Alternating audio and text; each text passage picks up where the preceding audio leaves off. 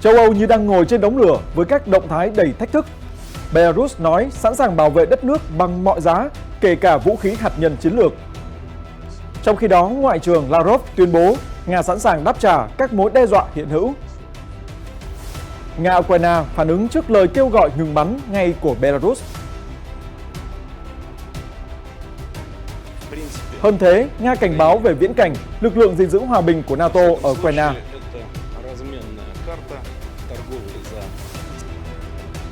Có phải tên lửa Kinho đã phá hủy trung tâm chỉ huy của NATO ở Ukraine? Theo tướng Milley, kho dự trữ tên lửa tầm xa ATACMS của Mỹ khá ít để cung cấp cho Ukraine. Một số tin tức đáng chú ý khác, lực lượng NATO tập trận tấn công trên không ở Romania.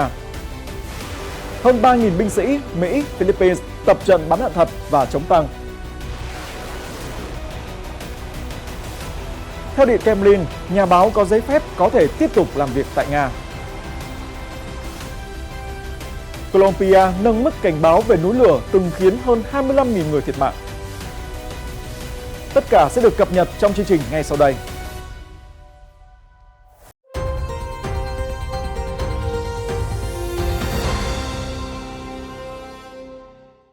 Hồng Quân rất vui khi được gặp lại quý vị trong chương trình Thời sự quốc tế. Những cập nhật mới nhất liên quan đến căng thẳng giữa Nga, Belarus và phương Tây cùng các diễn biến xoay quanh chính trường của thế giới sẽ được gửi đến quý vị trong chương trình ngày hôm nay. Tổng thống Belarus Alexander Lukashenko ngày 31 tháng 3 tuyên bố ông không lo sợ khả năng hứng chịu các lệnh trừng phạt của phương Tây về việc triển khai vũ khí hạt nhân chiến thuật của Nga ở Belarus. Trong bài phát biểu trên truyền hình, ông Lukashenko cho biết Minsk đã sẵn sàng bảo vệ chủ quyền bằng bất kỳ biện pháp cần thiết, kể cả hạt nhân. Máy bay của chúng tôi cũng đã có thể mang đầu đạn hạt nhân. Mọi người đã nghe về kế hoạch tạo ra cơ sở hạ tầng phù hợp trên lãnh thổ Belarus của Tổng thống Nga. Tôi muốn nhấn mạnh, toàn bộ cơ sở hạ tầng được xây dựng và sẵn sàng, Tổng thống Lukashenko tuyên bố. Nếu cần thiết, ông Putin và tôi sẽ quyết định triển khai vũ khí hạt nhân chiến lược ở đây. Và họ phải hiểu điều này. Những người muốn nổ tung đất nước chúng ta sẽ bảo vệ đất nước, lãnh thổ và người dân bằng mọi giá. Reuters trích lời Tổng thống Belarus nói thêm, nhà lãnh đạo còn tiết lộ Belarus đã triển khai lực lượng đặc nhiệm tới biên giới phía nam với Ukraine để ngăn chặn các hành động khiêu khích.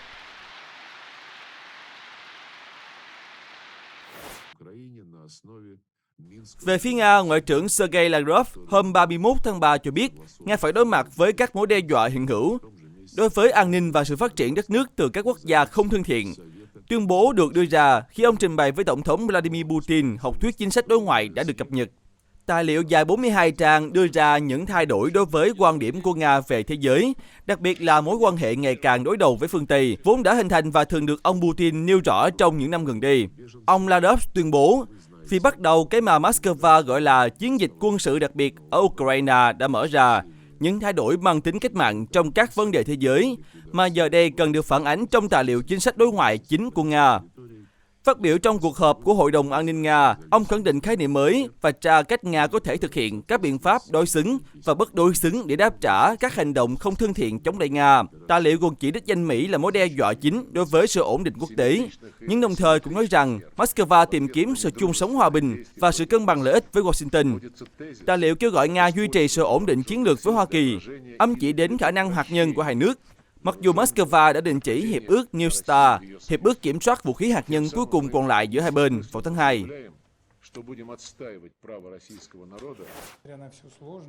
Ngày 31 tháng 3, Nga cho biết một lệnh ngừng bắn ngay ở Ukraine sẽ không giúp nước này đạt các mục tiêu trong chiến dịch quân sự đặc biệt vào lúc này. Điện Kremlin phản ứng sau khi Tổng thống Belarus Alexander Lukashenko, đồng minh thân cận nhất của Nga, kêu gọi một lệnh ngừng bắn ngay lập tức với điều kiện không tiên quyết và để cả Moscow lẫn Kiev bắt đầu đàm phán về một thỏa thuận hòa bình lâu dài. Theo người phát ngôn Điện Kremlin Dmitry Peskov, Nga đã ghi nhận tuyên bố trên của ông Lukashenko và Tổng thống Putin sẽ thảo luận với người đồng cấp Belarus vào tuần tới. Tuy nhiên, ông khẳng định Nga không đạt các mục tiêu ở Ukraine nếu giao tranh chấm dứt. Liên quan đến Ukraine, không có gì thay đổi. Chiến dịch quân sự đặc biệt vẫn tiếp tục vì đó là cách duy nhất để đạt được mục tiêu của Nga. Ông Peskov nói. Về phía Kiev, cố vấn cấp cao của Tổng thống Ukraine Mikhail Podolyak ngày 31 tháng 3 cũng đã bác bỏ lời kêu gọi ngừng bắn của Tổng thống Belarus. Bất kỳ lệnh ngừng bắn nào cũng có nghĩa là Nga có quyền ở lại các vùng lãnh thổ họ chiếm đóng. Điều đó là hoàn toàn không thể chấp nhận được. Ukraine có quyền di chuyển binh lính và thiết bị quân sự trên lãnh thổ của mình nếu thấy cần thiết. Ông Bodoyev nhấn mạnh. Theo Reuters, Nga tuyên bố sẵn sàng để thiết lập hòa bình, nhưng chỉ theo các điều kiện của họ. Moscow khẳng định Kiev phải chấp nhận thực tế mới trên thực địa, nơi Nga đã chiếm giữ và tuyên bố sáp nhập. Moscow nói rằng Mỹ và các đồng minh của họ đang sử dụng Ukraine như một phần của cuộc chiến hỗn hợp, trong đó họ nhắm đến việc gây ra một thất bại chiến lược đối với Nga. Ukraine và phương Tây coi tuyên bố của Nga là cái cớ để Moscow biện minh cho chiến dịch quân sự. Cựu Tổng thống Nga Dmitry Medvedev ngày 31 tháng 3 tuyên bố nước này sẽ coi lực lượng gìn giữ hòa bình của NATO là mục tiêu hợp pháp nếu họ được triển khai ở tiền tuyến ở Ukraine. Nếu họ được đưa lên tiền tuyến với vũ khí trong tay mà không có sự đồng ý của Nga, nếu họ đe dọa trực tiếp chúng tôi, thì đó sẽ là mục tiêu hợp pháp của Nga. Ông Medvedev, người cũng là Phó Chủ tịch Hội đồng An ninh Nga tuyên bố. Theo quan điểm này, mục tiêu thực sự của phương Tây là thiết lập một lệnh ngừng bắn trên chiến tuyến có lợi cho họ. Rõ ràng là những người được gọi là lực lượng gìn giữ hòa bình của NATO chỉ đơn giản là sẽ tham gia vào cuộc xung đột, đứng về phía Ukraine, ông Medvedev nói. Theo Sputnik, hồi đầu tháng 3, Thủ tướng Hungary Viktor Orbán tuyên bố rằng Liên minh châu Âu đã đi trước một bước trong việc thảo luận về khả năng gửi quân đội gìn giữ hòa bình tới Ukraine. Nhà ngoại giao hàng đầu của Liên minh châu Âu, ông Josep Borrell ngày 31 tháng 3 cho biết Trung Quốc không thể là bên trung gian hòa giải xung đột Nga-Ukraine, nhưng có thể đóng vai trò hỗ trợ để đạt thỏa thuận hòa bình với Nga. Trung Quốc không phân biệt giữa kẻ xâm lược và bên bị tấn công. Ông Borrell nói thêm trong một hội thảo được tổ chức tại Madrid, thủ đô của Tây Ban Nha. Cao ủy EU về chính sách an ninh và đối ngoại cho rằng Trung Quốc nên sử dụng sức ảnh hưởng của mình đối với Nga để gây áp lực dẫn đến hòa bình ở Ukraine. Rõ ràng là Trung Quốc nên sử dụng sức ảnh hưởng to lớn của mình đối với Tổng thống Putin nhằm đẩy nhanh quá trình đàm phán. Trung Quốc không thể là một bên trung gian hòa giải vì nước này đứng về một phía, và tôi sẽ thảo luận điều này khi công du đến Trung Quốc, nhà ngoại giao EU tuyên bố. Trước đó, Thủ tướng Tây Ban Nha Pedro Sánchez cũng kêu gọi Chủ tịch Tập Cận Bình nói chuyện với Tổng thống Ukraine khi nhà lãnh đạo đến thăm Trung Quốc. Theo kế hoạch hòa bình do Tổng thống Zelensky thông báo, Kiev yêu cầu Nga rút quân vào khôi phục lãnh thổ Ukraine về như trước khi Nga sáp nhập bán đảo Crimea vào năm 2014.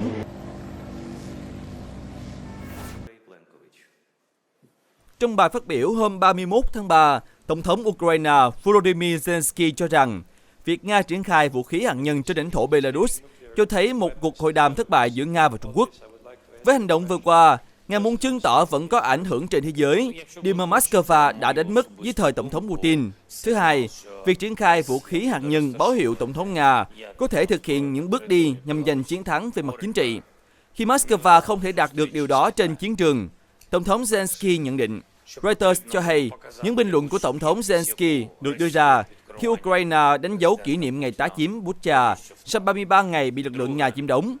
Lãnh đạo của các quốc gia như Croatia, Slovakia, Slovenia và Moldova cũng đến Ukraine để họp mặt trong dịp này.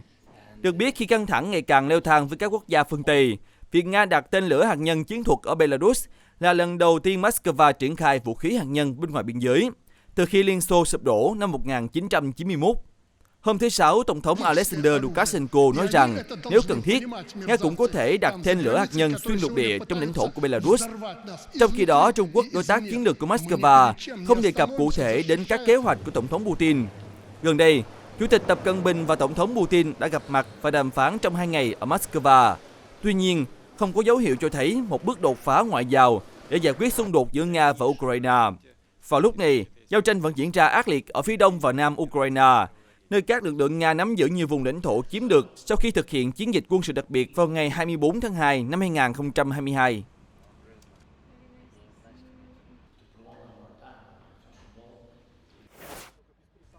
Theo thông tin lan truyền trên một số phương tiện truyền thông, một cuộc tấn công chính xác của Nga bằng tên lửa Kinzhal được cho là đã phá hủy một trung tâm chỉ huy của NATO dưới lòng đất vào đầu tháng, khiến cho hàng chục sĩ quan và quân nhân phương Tây thiệt mạng. Tuy nhiên, tuyên bố này lại có đáng tin cậy.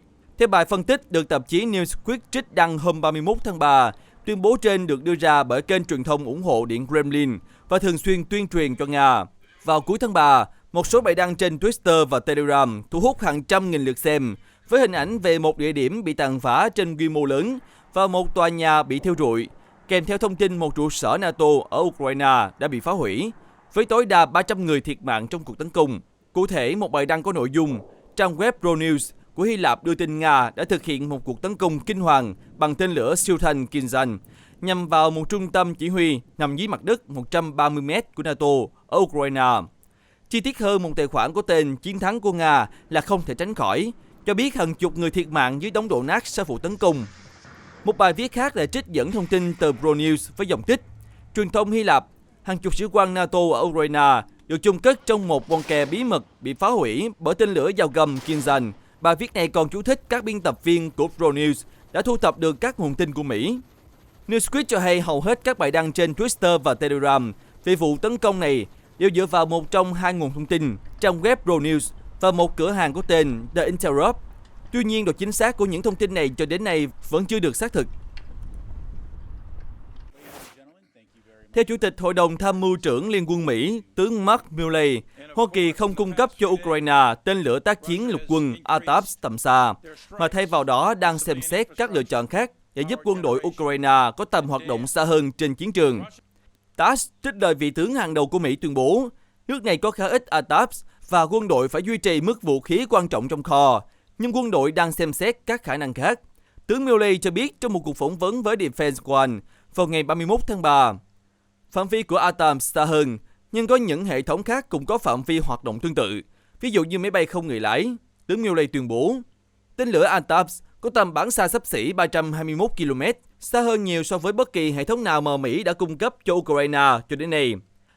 Về kho vũ khí, Mỹ cũng đang xem xét những ước tính về số lượng đạn dược mà quân đội sẽ cần trong một cuộc chiến quyền lực lớn. Tướng Milley phát biểu, ông nói hiện Mỹ có đủ đạn trong kho để làm những gì Mỹ cần.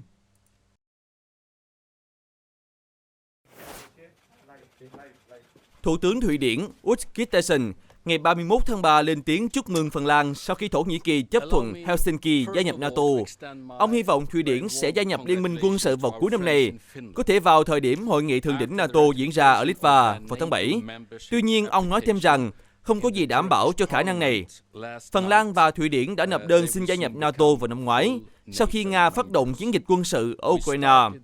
Mới đây, các nhà lập pháp Thổ Nhĩ Kỳ ngày 30 tháng 3 đã thông qua dự luật mời Phần Lan gia nhập NATO, trở thành nước cuối cùng trong 30 thành viên chấp thuận quốc gia Bắc Âu. Trong khi đó, Hungary vẫn chưa lên lịch bỏ phiếu cho dự luật mời Thụy Điển, còn Thổ Nhĩ Kỳ vẫn đang trì hoãn việc phê duyệt.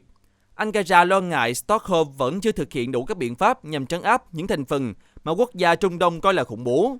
Theo Reuters, các cuộc đàm phán giữa Thụy Điển và Thổ Nhĩ Kỳ đạt rất ít tiến triển, đặc biệt là sau một số tranh cãi về các cuộc biểu tình của những nhóm ủng hộ người Kurd ở Stockholm.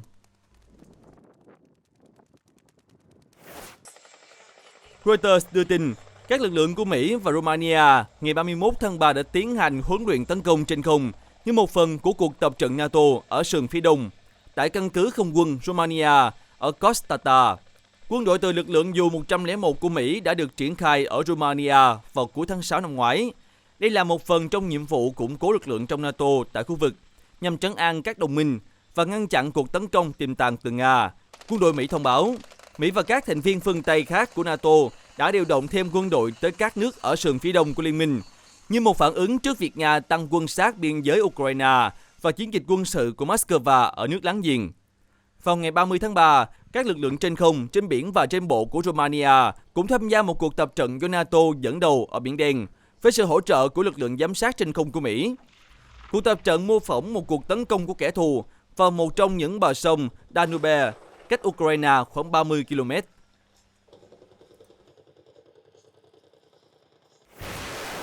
Ở khu vực khác, Reuters đưa tin, các binh sĩ Philippines và Mỹ ngày 31 tháng 3 đã tổ chức các cuộc tập trận bắn đạn thật tại doanh trại lớn nhất của quốc gia Đông Nam Á này.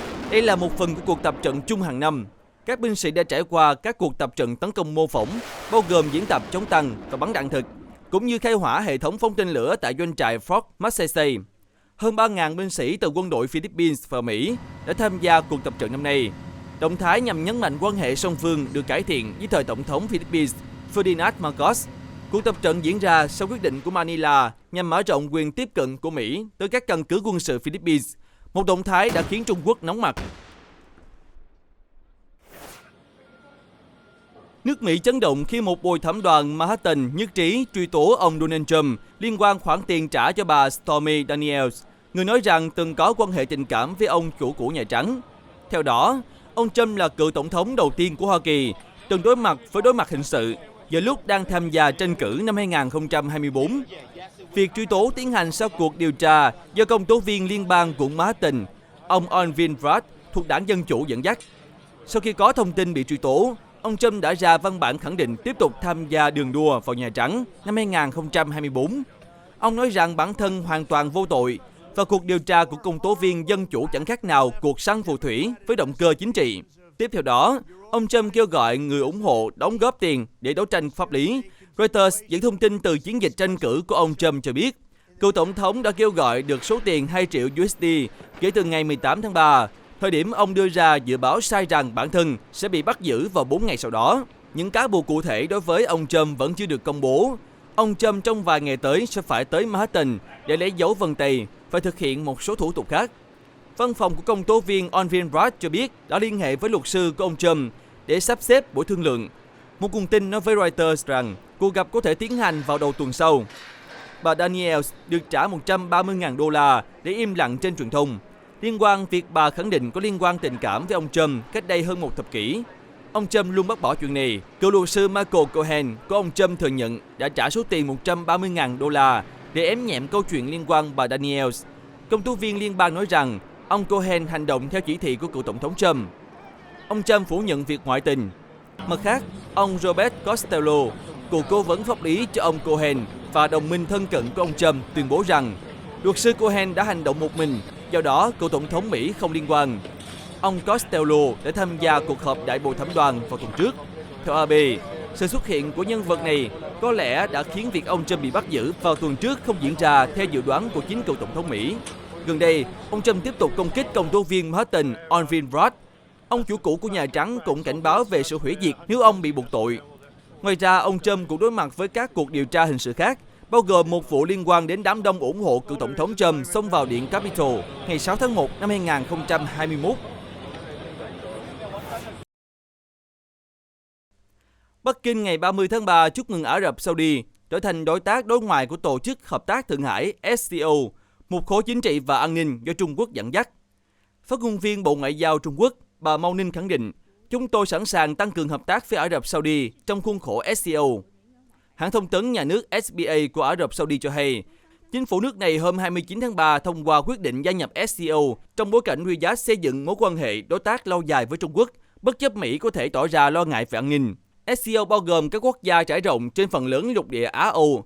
Các nước lớn như Trung Quốc, Ấn Độ và Nga hiện là thành viên của khối, đang thể hiện vai trò lớn hơn để đối trọng với sức ảnh hưởng của phương Tây ở khu vực. Ngày 31 tháng 3, Nga cho biết tất cả các nhà báo nước ngoài có giấy phép đều có thể tiếp tục làm việc tại nước này. Tuyên bố được đưa ra một ngày sau khi cơ quan an ninh Nga cho biết đã bắt giữ một phóng viên của tờ Wall Street Journal với cáo buộc gián điệp. Theo người phát ngôn Điện Kremlin Dmitry Peskov, nhà báo Ivan Greskovich đã thực hiện hoạt động gián điệp dưới vỏ bọc báo chí. Tuy nhiên, Nga không công bố thêm bất kỳ bằng chứng cho các cáo buộc trên. Thông báo của cơ quan an ninh Nga có đoạn, FSB đã ngăn chặn các hoạt động bất hợp pháp của công dân Mỹ Ivan Greskovich, sinh năm 1991, phóng viên tại văn phòng ở Moscow của tờ Wall Street Journal. Anh ta bị nghi làm gián điệp phục vụ chính phủ Mỹ. Tòa án ở Moscow đã yêu cầu giam giữ trong gần 2 tháng đối với cây bút của tờ Journal. Đây là động thái nghiêm trọng nhất của Nga đối với một nhà báo nước ngoài kể từ khi xung đột Đông Âu bùng nổ vào tháng 2 năm ngoái, theo Reuters. Theo Reuters, chính quyền Colombia đã nâng cảnh báo về ngọn núi lửa Nevado del Ruiz lên mức màu cam, cho thấy xác suất phun trào cao hơn trong những ngày tới do hoạt động địa chấn gia tăng. Một quan chức của cơ quan địa chất Colombia ngày 31 tháng 3 thông báo, sự gia tăng hoạt động địa chấn đã được ghi nhận kể từ ngày 24 tháng 3. Nevado del Ruiz là một núi lửa dạng tầng hay núi lửa hỗn hợp nằm giữa biên giới giữa các tỉnh Tomila và Condas của Colombia. Thảm họa thiên nhiên lớn nhất trong lịch sử của Colombia xảy ra vào năm 1985 khi núi lửa Nevado del Ruiz phun trào, tạo ra sức nóng đến mức làm tan chảy lớp tuyết vĩnh cửu cho phủ ngọn núi. khiến hơn 25.000 người thiệt mạng. Theo chương trình núi lửa toàn cầu của Viện Smithsonian Hoa Kỳ, vụ phun trào năm 1985 ở Colombia là một trong những vụ phun trào núi lửa chết chóc nhất từng được ghi nhận từ trước đến nay, xếp thứ tư về số người thiệt mạng trong một lần phun trào. Cảnh sát Mỹ hôm 30 tháng 3 đã phong tỏa khu vực gần hiện trường tai nạn khiến 9 quân nhân thiệt mạng. Quân đội Mỹ cho biết 2 trực thăng sơ tán y tế đã bị rơi trong một cuộc tập trận thường lệ vào ban đêm. Đây là một trong những tai nạn huấn luyện nghiêm trọng nhất của quân đội Mỹ trong những năm gần đây. 2 trực thăng gặp nạn là HH-60 Black Hawk do sư đoàn dù 101 của lục quân vận hành. Cuối ngày 29 tháng 3, cả 2 trực thăng rơi xuống một cánh đồng ở hạt Drake, bang Kentucky. Sau đó, cảnh sát đã phong tỏa đường Maple Rover để tiến hành cứu hộ. Xe địa hình Humvee của quân đội cũng nhanh chóng đến nơi để hỗ trợ. Chuẩn tướng John Lubas, phó chỉ huy các chiến dịch của sư đoàn dù 101, nói với giới truyền thông rằng đến nay vẫn chưa rõ nguyên nhân rơi trực thăng. Theo Reuters, trích thông tin từ quân đội Mỹ, HH-60 là một biến thể của trực thăng Black Hawk, được thiết kế để hỗ trợ cho các hoạt động quân sự khác nhau, bao gồm tấn công trên không và sơ tán y tế. Sau nhiều tháng bạo lực leo thang và tình hình trở nên căng thẳng, hàng chục nghìn tín đồ Hồi giáo đã đổ về nhà thờ Hồi giáo Al-Aqsa ở Jerusalem để cầu nguyện buổi trưa trong bối cảnh an ninh được thắt chặt.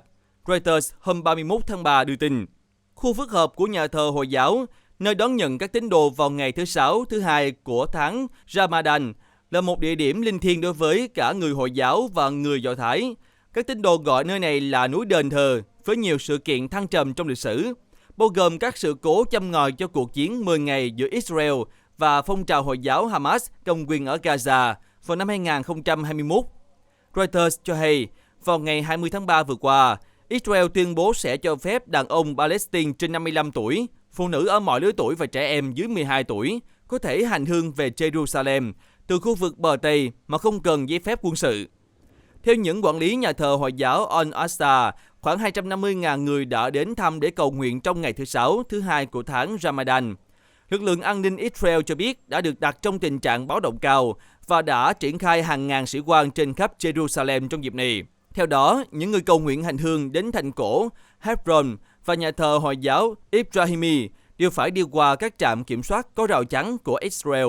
Được biết có khoảng 1.000 người Israel định cư ở khu vực trung tâm thành phố Jerusalem dưới sự bảo vệ thường xuyên của khoảng 800 binh sĩ. Nhiều năm qua, nơi đây là khu vực thường xuyên xảy ra xung đột tôn giáo giữa người Hồi giáo và người Do Thái. Tháng Ramadan năm nay diễn ra trùng thời gian với lễ vượt qua của đạo Do Thái và lễ phục sinh của đạo Thiên Chúa, làm dấy lên lo ngại về việc lặp lại các vụ đụng độ bạo lực giữa cảnh sát Israel và người Palestine như những năm trước. Những thông tin vừa rồi cũng đã kết thúc chương trình Thời sự quốc tế hôm nay. Cảm ơn quý vị và các bạn đã quan tâm theo dõi. Xin kính chào tạm biệt và hẹn gặp lại.